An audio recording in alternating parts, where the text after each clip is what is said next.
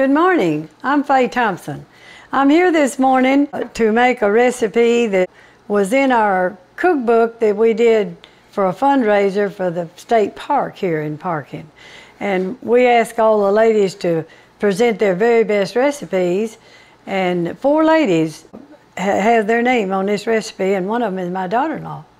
So she's made this recipe for us a lot of times, and I made it too, and I really like it. It's called Chicken Spectacular. And I need to tell you too, today is my birthday. I'm 91 years old. I don't know how a 91-year-old woman's supposed to feel like, but I really don't feel like I'm 91. And we've been celebrating all week too. We're going to start off with chicken. Now, the chicken I didn't buy special chicken. I showed you on another video how I save chicken from making dumplings. And also I save chicken when I buy rotisserie chicken. And you can save all of that and use it for recipes like this. So this recipe calls for 3 cups of chopped up chicken, and this of course is 6 cups. That's the reason I told you it's going to be a big recipe. The next thing is Uncle Ben's rice. It's Uncle Ben's original long grain and wild rice.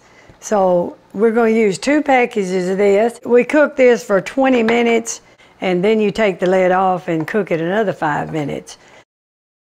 I'm using Campbell's cream of celery soup. We're going to use 2 cans of that. Using 2 cups of onions, 2 cups of green beans. These are French style green beans now.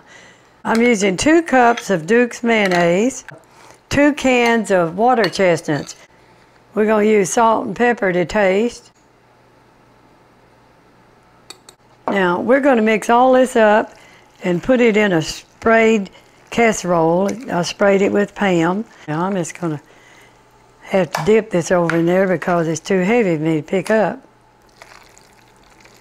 I really like this recipe though. We've been, like I said, have been cooking it for a long time, but really my daughter-in-law was the one that introduced us to it.